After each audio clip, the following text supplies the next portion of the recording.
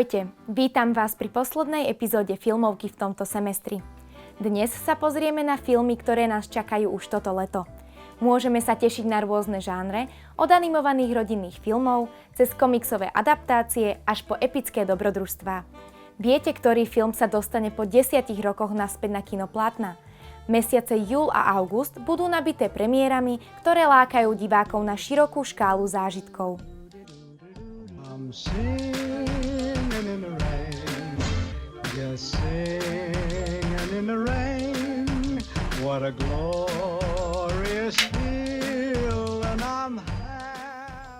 Jedným z prvých veľkých titulov leta bude nové filmové spracovanie kultového filmu Masters of the Universe.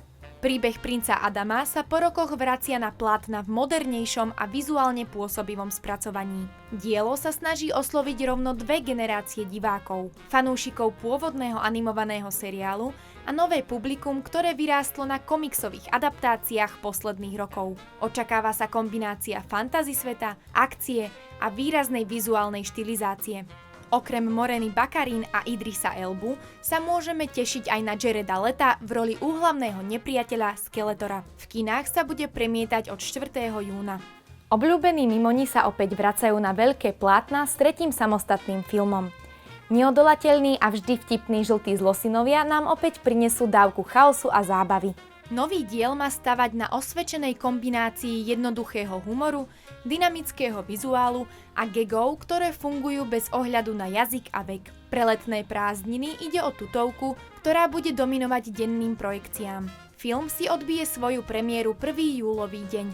Disney pokračuje v nastavenom smere hraných adaptácií animovaných filmov z vlastnej produkcie.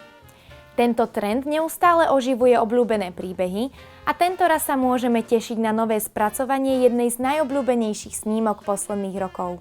Štúdio má za sebou množstvo úspešných hraných remakeov rozprávok, medzi ktorými stále dominujú Levý kráľ z roku 2019 či Kráska a zviera z roku 2017.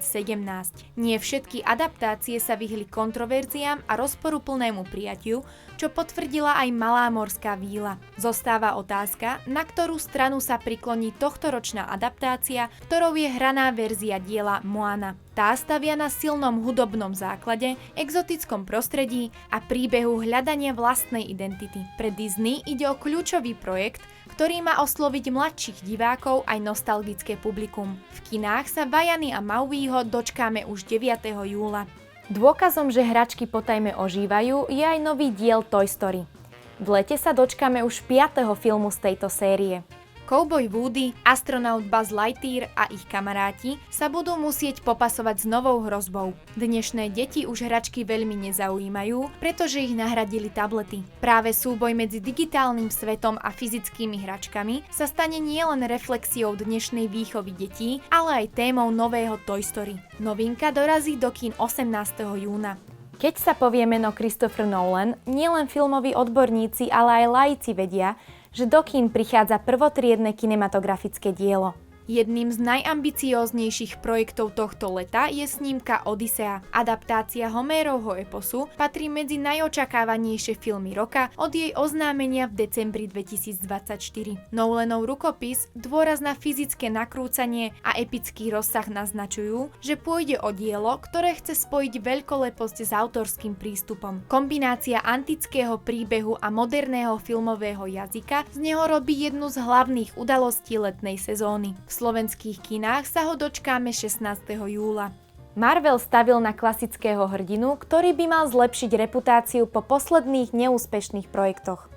Toto leto sa na plátna dostane nový Spider-Man. Podtitul Brand New Day naznačuje nový začiatok a možnú zmenu tónu celej série. Má osloviť nielen fanúšikov superhrdinských naratívov, ale aj divákov, ktorí hľadajú osobnejší príbeh v rámci veľkej značky. Otázkou zostáva, či sa Marvelu podarí nadviazať na predchádzajúci úspech a zároveň ponúknuť niečo nové. Už vo 4. samostatnom filme o Spider-Manovi bude postavu Petera Parkera hrať charizmatický mladý Brit Tom Holland.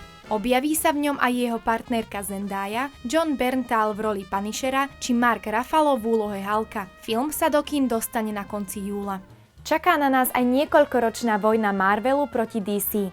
Novému Spider-Manovi bude konkurovať odvážny film Supergirl.